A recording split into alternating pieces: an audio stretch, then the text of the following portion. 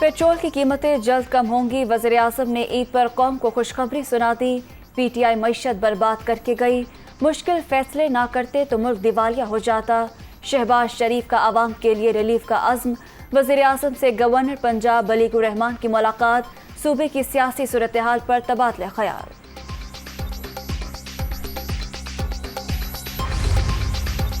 जज्बा एहसार अतात का अमली इजहार। मुल्क भर में ईद उल अज़हा मजहबी अक़ीदत व एहतराम के साथ मनाई जा रही है।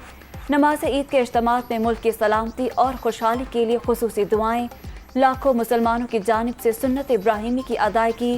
खुशियों भरे लम्हात में टीम दुनिया भी आपके साथ।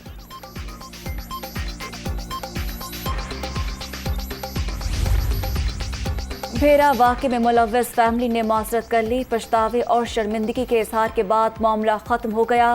हम पाकिस्तानी हैं, इख्तलाफ को नफरत में बदलने के बजाय बाहमी एहतराम कायम रखेंगे।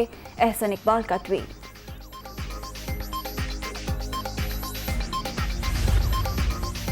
लाहौर में मशकूक शख्स ने रोकने पर गोलियां चला दी। डॉल्फिन फोर्स की जवाबी कार्रवाई। मौसिम नामी मुलजिम हलाक।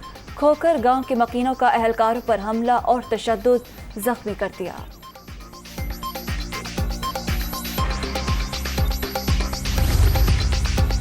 और कराची में बादल फिर बरस पड़े। North Nazimabad, FB area, Gulberg और दीगर इलाकों में रिमझिम।